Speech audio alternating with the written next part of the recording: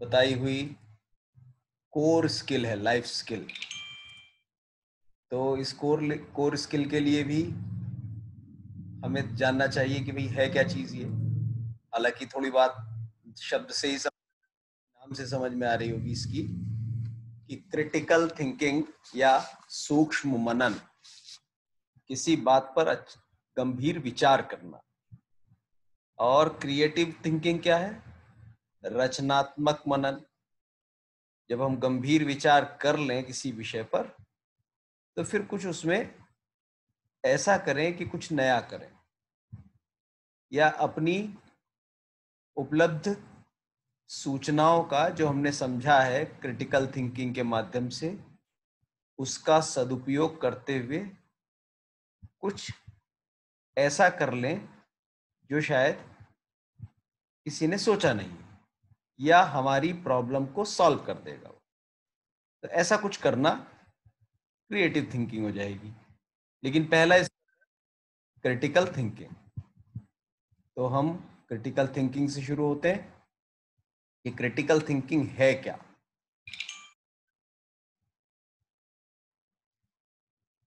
तो critical thinking, जैसा कि ये पिक्चर दिखा रही है, ये शो कर रही है कि गंभीर विचार करना, किसी विषय पर गंभीर रूप से विचार करना क्रिटिकल थिंकिंग है। बेसिकली क्रिटिकल थिंकिंग क्या है? Critical thinking to analyse information. मतलब क्या करती है कि हमें इसके लिए एनेबल कर देती है या सक्षम कर देती है कि हमारे पास जो सूचना है, इंफॉर्मेशंस हैं, उसका हम परीक्षण कर सकें, एनालाइज कर सकें, उसको समझ सकें। इंफॉर्मेशन को भी, एक्सपीरियंस को भी, अपनी परिस्थितियों को भी। सिचुएशंस एंड सर्कमस्टांसेस, परिस्थितियां दोनों बात आ गई, ठीक है। और एनालाइज करें ऑब्जेक्टिवली एंड रेशनली, तर्कपूर्ण ढंग से, या वास्तविक रूप में उनके जैसी हैं, बिल्कुल परिस्थितियों से संदर्भ बिठाते हुए उनको समझ सके। तो ये क्रिटिकल थिंकिंग का उद्देश्य है। And it assess the factors, और उन कारकों को भी ये समझने में मदद करती है critical thinking, that influence the way we think and act, जो हमारे सोचने के तरीकों को और कार्य करने के तरीकों को प्रभावित करते हैं। क्रिटिकल थिंकिंग के माध्यम से हम सही प्रकार सोच पाते हैं, सही प्रकार कार्य कर पाते हैं। ये मेन उद्देश्य है इसका, क्रिटिकल थिंकिंग का। कैसे करें वो आगे हम देखेंगे। अभी हम समझ लें क्या क्या डायमेंशंस हो सकती हैं क्रिटिकल थिंकिंग की। Critical thinking is important for any of our crucial life decisions. हमारी जिंदगी के सभी महत्वपूर्ण, कोई भी महत्वपूर्ण निर्णय हो, एक मिनट होल्ड कीजिएगा। हाँ, कोई भी महत्वपूर्ण निर्णय हो, उन सभी को सॉल्व करने में ये मदद करती है। क्या निर्णय, किस बात, हर निर्णय किस बात पर निर्भर करता है? What options do I have, मेरे पास क्या क्या विकल्प हैं निर्णय करने से पूर्व। What can each option lead to, जो जो विकल्प मेरे पास हैं, उन उन विकल्पों से क्या क्या नतीजे प्राप्त होंगे। मान लो मैं विकल्प एक को इस्तेमाल करता हूं तो क्या, कहां पहुंचूंगा? दो को इस्तेमाल करता हूं, कहां पहुंचूंगा? मेरे पास क्या क्या मार्ग है। हर मार्ग मुझे हो सकता है थोड़े थोड़े, कुछ कुछ अलग अलग भिन्न भिन्न दिशाओं में ले जाए। तो सभी के लिए ये क्रिटिकल थिंकिंग से हम डिसाइड करते हैं, is this really what I want. करती है कि जो मैं इससे निर्णय जो मैं लूंगा उसकी, क्या मैं वही प्राप्त करना चाहता हूं। तो क्रिटिकल थिंकिंग काफी बारीकी से विचार विमर्श करना है अपने आप से। It can help and assess factors that influence attitudes and behaviours. ये किस चीज में मदद कर रही है? टू रिकॉग्नाइज, पहचानने में। क्या पहचानना है? व्हाट आर द फैक्टर्स, कौन कौन से कारक हैं जो हमारे एटीट्यूड और व्यवहार, हमारी भावनाओं और व्यवहार को प्रभावित कर रहे हैं। इसको जानने में क्रिटिकल थिंकिंग मदद करती है। मेरा अपना व्यवहार किसी के प्रति क्यों खराब हो जाता है, क्यों अच्छा हो जाता है, मैं कभी कभी ऐसे क्यों बोलने लगता हूं, या मैं ऐसा क्यों करता हूं, अपने आप को समझने में भी क्रिटिकल थिंकिंग मदद कर रही है। Critical thinking is ability to think clearly and rationally. हम साफ साफ सोच सकें, सही सही सोच सकें, स्पष्ट सोच सकें और तर्कपूर्ण सोच सकें। रेशनली मतलब तर्कपूर्ण सोच सकें। तर्क मतलब गलत क्या है, सही क्या है। अगर तर्क का मतलब अगर ये करूंगा तो या तो ये होगा या ये होगा।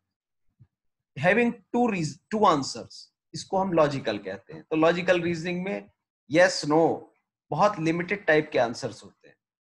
तो इस तरह के क्वेश्चन जो मेरे अपने हैं उनको समझने में मदद।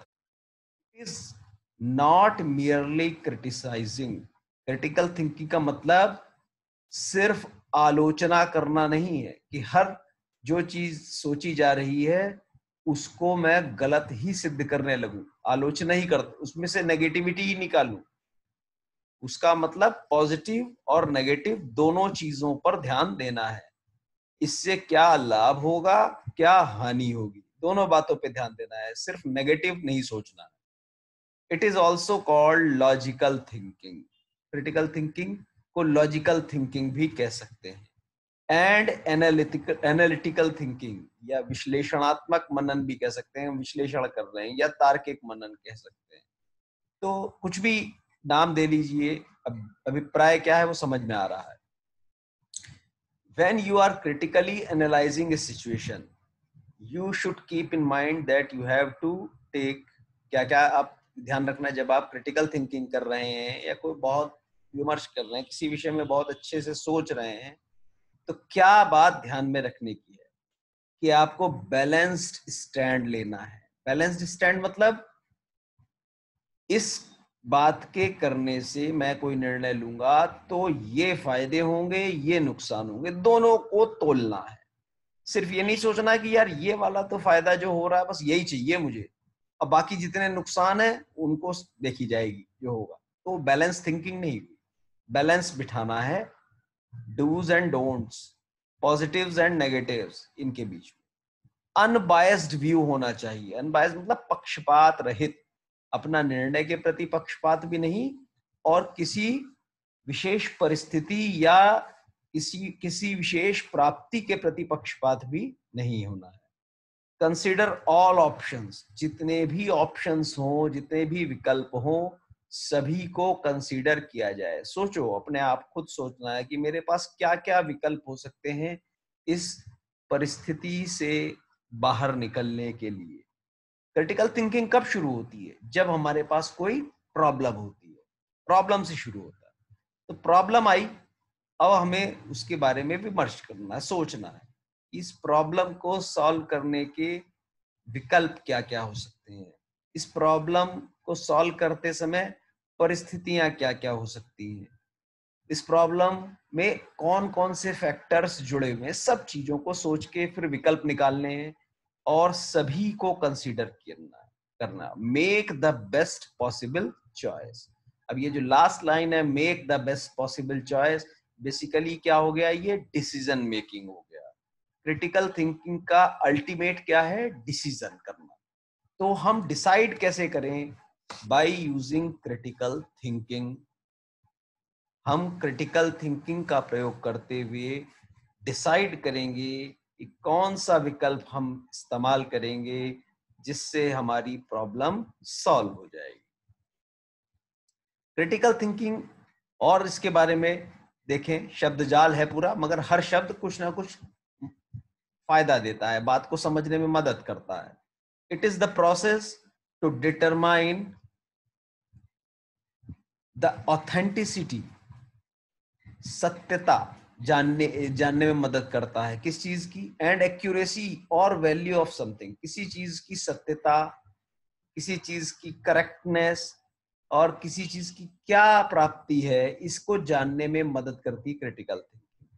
ये भी कि भाई कोई चीज हमें दिख रही है, प्राप्त हो रही है, क्या ये वास्तव में ऐसी ही है, उस पर भी क्रिटिकल थिंकिंग आवश्यक है।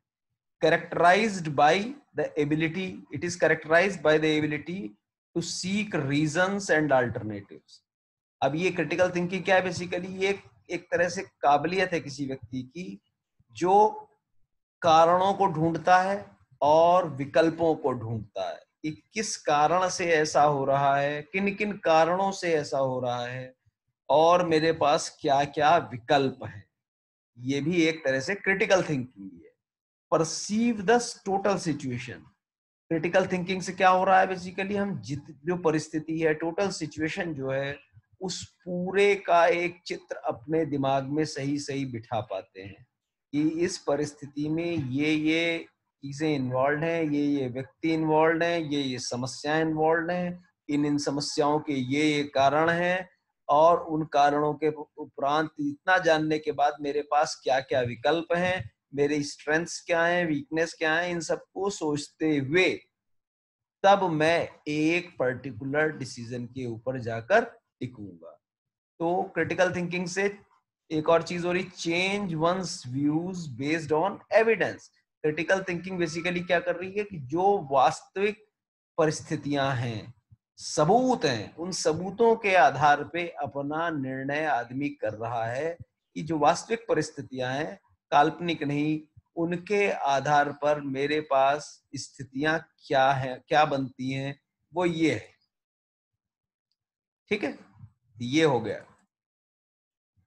क्रिटिकल थिंकिंग के अंगों में क्या क्या बात आती है। नंबर एक, out of the box thinking करना है। Out of the box thinking के बारे में थोड़ा हम बाद में देखेंगे कि ये क्या चीज है, कि आपको अपनी सीमाओं से आगे जाकर सोचना है, बंधनों से मुक्त होकर विचार करना है, किसी बॉक्स में बंद होकर विचार नहीं करना। बॉक्स में मतलब कि आप अपने आप को सीमित ना माने, ये ना सोचे कि मेरी यही सीमा है, इसके अंदर ही मैं विचार कर रहा हूँ। यदि कोई सोल्यूशन उन सीमाओं से बाहर जाके भी प्राप्त हो रहा है तो उस पर भी विचार करें।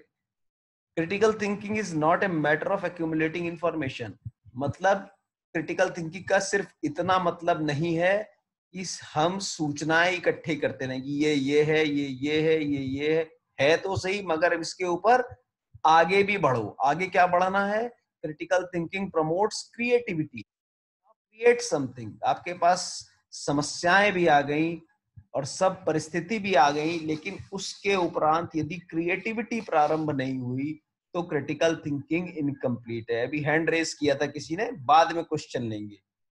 यदि कोई प्रॉब्लम आ रही हो तो फिर से हैंड रेस कीजिए कई लोग। ठीक है, critical thinking is crucial for self reflection. Critical thinking किस चीज में बहुत महत्वपूर्ण है कि आपको अपने बारे में, अपनी परिस्थितियों को, अपनी स्थितियों को समझने में भी ये बहुत आवश्यक है। अभी एक और हैंड रेज हुआ है, ये देखते हैं क्या स्थिति है, क्या बात है, क्यों हैंड रेज कर रहे हैं। एक मिनट ठहरो बस। आप बताइए क्या कह रहे हैं यार। हेलो, कुछ हैंड रेज हुए थे, कुछ कारण, कुछ समस्या।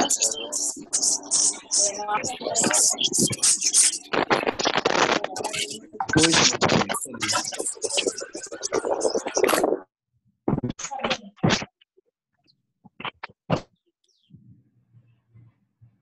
ठीक है, आगे बढ़ते हैं।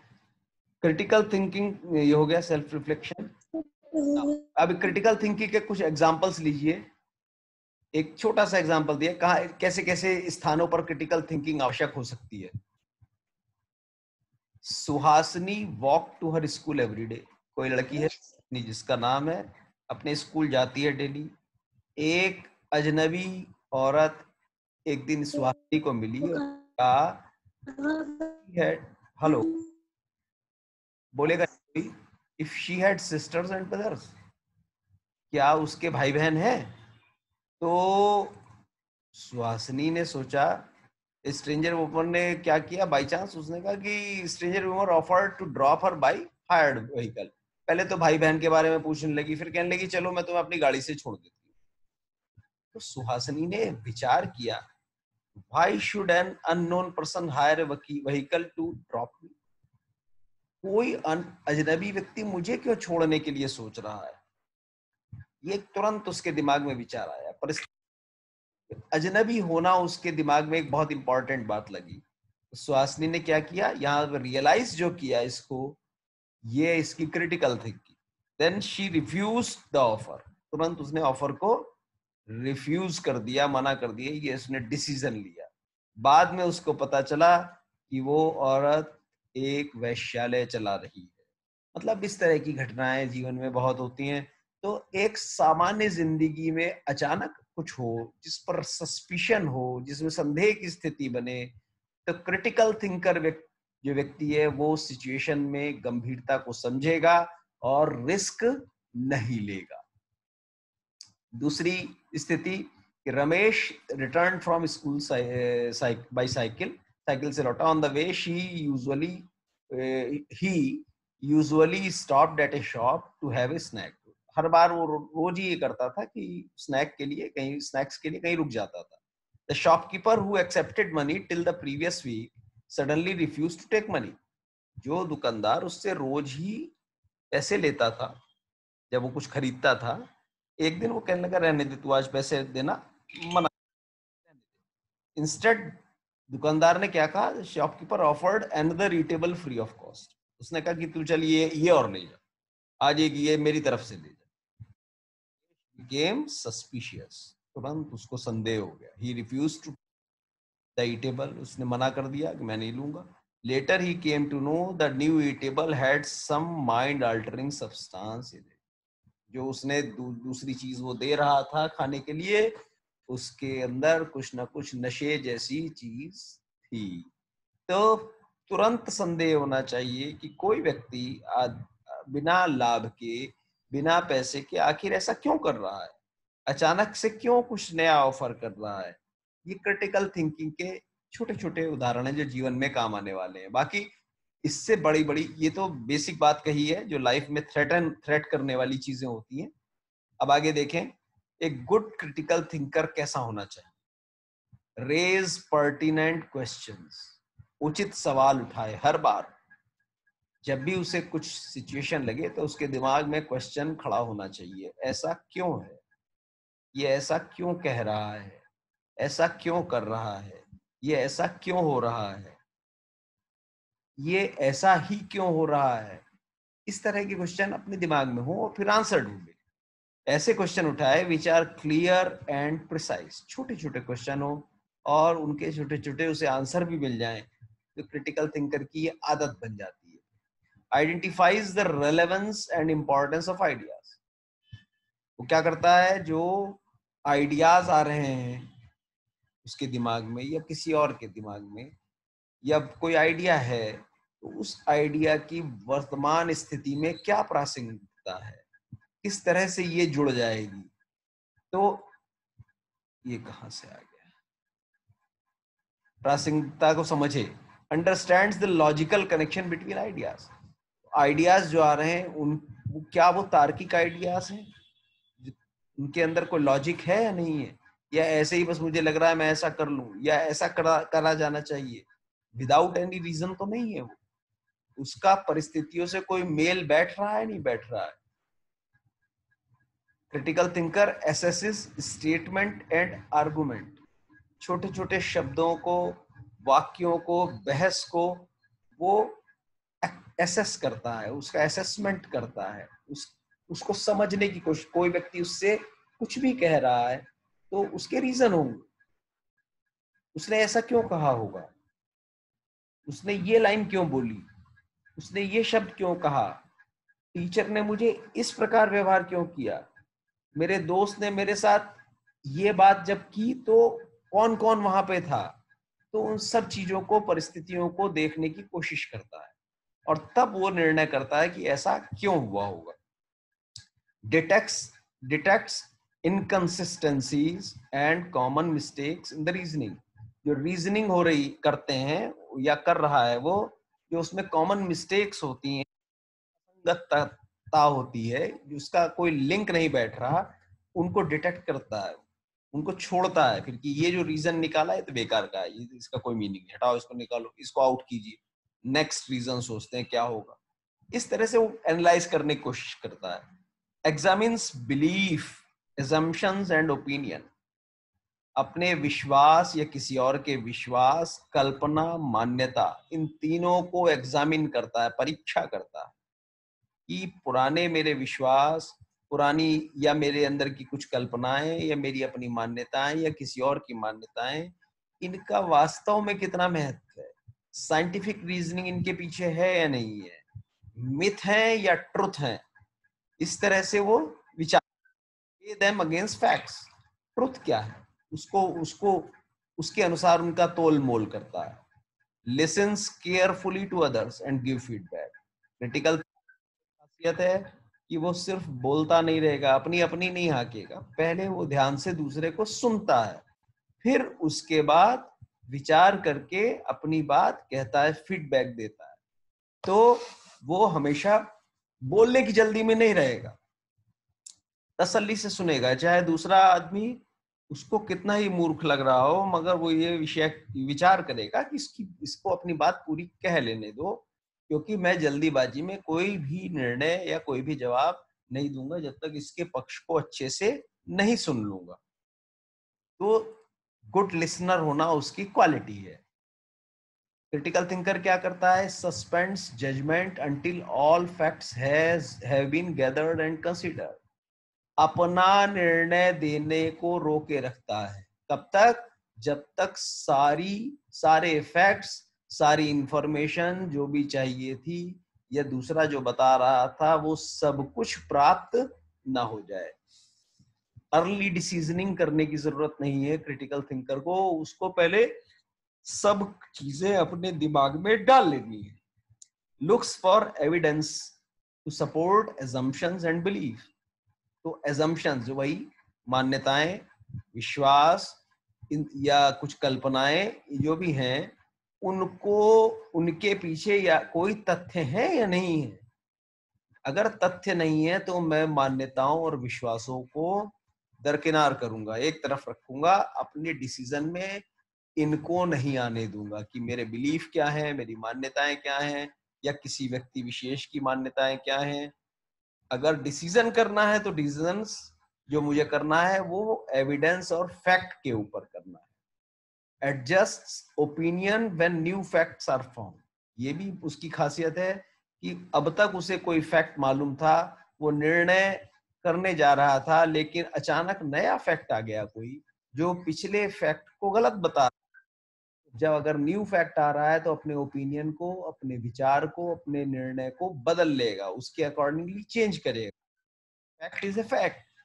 तो क्रिटिकल थिंकर का हमेशा फैक्ट बेस्ड है। Rejects information that is incorrect and irrelevant. ऐसी सूचना, ऐसी इंफॉर्मेशन जो गलत है, जिसकी कोई तार्किकता, संगतता नहीं है, उसको रिजेक्ट कर देगा, हटा देगा, इसको बिल्कुल नहीं मानेगा। Critical thinker is interested in finding new solutions. मतलब नए नए तरीके, रिजल्ट प्राप्त करने के लिए उसमें हमेशा उसका इंटरेस्ट रहेगा, अर्थात वो एक क्रिएटिव होगा ही। क्रिटिकल थिंकर अगर हो गया कोई व्यक्ति तो क्रिएटिविटी तो उसके अंदर आ ही जाएगी। Critical thinker gathers and assesses, फिर से आगे बात, relevant information using abstract ideas to interpret it effectively, well reasoned conclusions and solutions. वही बात, इंफॉर्मेशन जो रेलेवेंट इंफॉर्मेशन आ रही है उसको गैदर करेगा, अपने आइडियाज लगाएगा, इंटरप्रेट करेगा, उनका मतलब निकालेगा, और तब वेल रीजन्ड कंक्लूजन निकालेगा।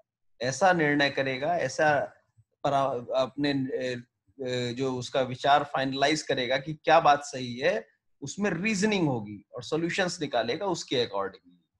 Solves problems systematically. शॉर्ट में कहा जाए तो क्रिटिकल थिंकर क्या करता है? किसी भी प्रॉब्लम को सिस्टमेटिकली सॉल्व करता है। तरीके से सॉल्व करता है, तुक्केबाजी नहीं। एग्जाम्पल सबने सुनी है कहानी, कौवा प्यासा था, पानी पीना था। There was a crow which was thirsty. He searched for water everywhere. At last he saw a water pot near a well. He looked inside the pot. There was little water. सबको समझ में आ रही है ये बात, कुछ भी खास नहीं है।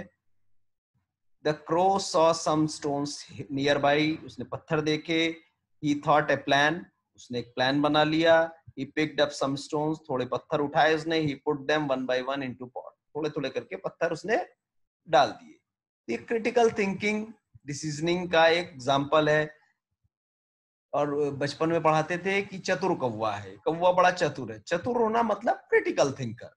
अगर आज की डेट में टेक्निकल भाषा में बात करें तो उसके भी आप स्टेप बाय स्टेप देखिए कितने किस तरह से विचार किया। द वाटर लेवल धीरे धीरे ऊपर आ गया, कौवे ने पानी पी लिया। अब क्रिटिकल थिंकिंग क्या थी इसकी? What problems was the crow facing in drinking the water from the pot? Answer यह है कि he could not reach the water with the beak. अपनी चोंच से पानी तक नहीं पहुंच पा रहा था। ना ओवरटर्न द हैवी पॉट और ब्रेक इट। ना वो उस जो पात्र था उसे गिरा पा रहा था, ना उसको चोंच से तोड़ पा रहा था। तीन समस्याएं उसने देखी परिस्थिति में। अभी तक हम पढ़ते थे, सिंपल बात थी। एक सामान्य व्यक्ति इसको कहानी को ऐसे ही लेगा कि वो बर्तन में पानी था, पी नहीं पा रहा था। लेकिन अभी तीन चीजें उसने देखी, उसने तीन आइडिया भी लगा लिए। क्या मैं इसे तोड़ सकता हूँ? क्या मैं इसे गिरा के पानी पी सकता हूँ? चोंच मेरी पहुंच नहीं पा रही है। तीनों बातें उसमें जुड़ गई। What were the thoughts and feelings of the crow? अब कौवे के क्या विचार चल रहे थे? The crow was thirsty, प्यासा था। He knew that he was thirsty, उसे पता था मैं प्यासा है। And wanted water badly, और पानी चाहिए ही चाहिए।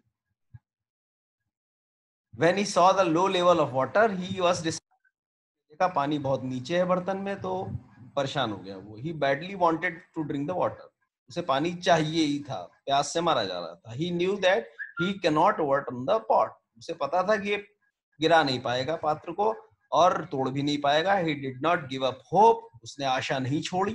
पहली बात क्रिटिकल थिंकर की, he did not give up hope। अगर वो आशा छोड़ दे तो थिंकिंग वहीं समाप्त हो गई, एनालिसिस चल रहा है उसका। तो उसने आशा नहीं छोड़ी। विद द पॉजिटिव अप्रोच, दूसरी बात, अप्रोच वाज पॉजिटिव। उसे पता था उसे कोशिश करनी ही करनी है, पानी पीना ही पीना है। The crow identified the problem, तीसरी चीज, उसने उसकी प्रॉब्लम भी आइडेंटिफाई कर ली कि प्रॉब्लम क्या है, and explored situation solution to the problem. फिर बाद में उसने प्रॉब्लम सॉल्विंग के लिए रिजल्ट भी निकाल लिया। What did the crow do? He kept thinking critically, उसने क्रिटिकल थिंकिंग करता ही रहा। क्रिएटिविटी भी क्रिएट की उसने कि पत्थर लाऊं कहीं से उठा के, which helped him find a new way to drink water from the pot। पानी पीने का एक नया तरीका निकाला। He thought of using the stones to raise the water level। अब उसने तकनीकी तरीका ढूंढा, टेक्नोलॉजी लगाई कि पत्थर डालूंगा पानी का वाटर लेवल रेज हो जाएगा। साइंस नहीं जानता होता था, कौवा कर नहीं सकता था इस काम को। This is an example of creative thinking for solving a problem. He decided to use the stones, the skill of decision making. ये डिसीजन मेकिंग की स्किल है। अब आप ध्यान से देखो, एनालिसिस करो, क्या है भैया, क्या क्या दिख रहा है आप लोगों को?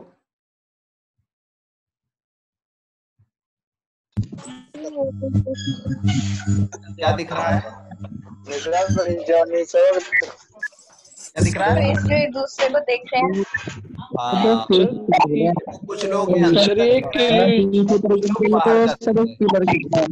दो फेसेस हैं जो एक देख रहे। ये क्या है? ये क्या है?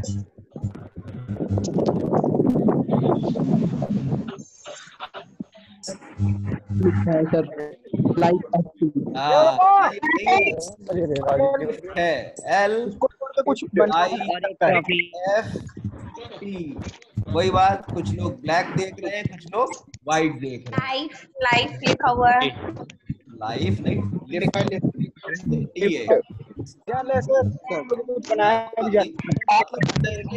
क्रिटिकल थिंकर अपने पर लिखा हुआ है। सब मत बोलो, सब मत बोलो, आपस में डिस्कस नहीं करेंगे। ये क्या है?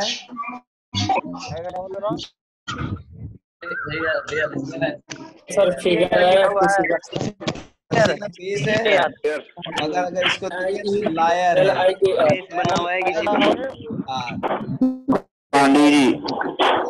इसको ऐसे टिल्ट करके देखो, क्रिटिकल थिंकर। अब देखो जो नॉर्मल होंगे कुछ लोग इसको स्ट्रेट ही देखेंगे, वो आउट ऑफ द बॉक्स नहीं जाना चाहिए, वो इसको घुमा के नहीं देखना चाहिए, और कुछ लोग इसे घुमा के देखेंगे तो पढ़ लेंगे क्या लिखा रिकॉर्ड करने के लिए थोड़ा अलाउ कर क्या है। हेलो, मी रिकॉर्ड करने के लिए थोड़ा अलाउ कर दीजिए। क्या है? लिखा है मी लिखा है, लिखा है, सर मी लिखा है और यू भी है, तो मी भी है, और अंदर वाला देखोगे तो यू भी है। यू लिखा है, यू, किसी को यू दिख रहा है, किसी को मी दिख रहा है, किसी को यू है यू डब्ल्यू भी है, किसी को यू दिख रहा है, किसी को मी दिख रहा है। Me and you both. जी भी है। ये क्या है? यू। अब जरा इसका इस एक्सरसाइज को, आपके पास सिर्फ बहुत थोड़ा सा समय है, जल्दी से लुक एट द चार्ट को देखो, और जो कलर है उसको पढ़ना है, ना कि शब्द जो लिखा है उसे नहीं पढ़ना। रेड, ब्लैक, ग्रीन, कलर पढ़ो, कलर, इसका कलर क्या है? रेड, अरे इसका कलर क्या है? ग्रीन, हाँ ऐसे पढ़ो।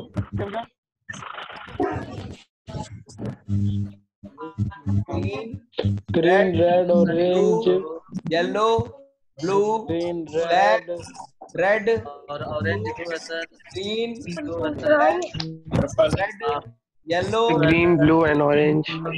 आ गया नहीं? क्यों हो रहा है? समस्या आ रही है ना? ब्लैक टू है सब, समस्या है लेफ्ट राइट, हमारी प्लेन है, प्लेन का दाहिना हिस्सा कलर पढ़ने को कह रहा है, और बाया हिस्सा शब्द पढ़ रहे हैं। सर आपकी आवाज नहीं आ रही।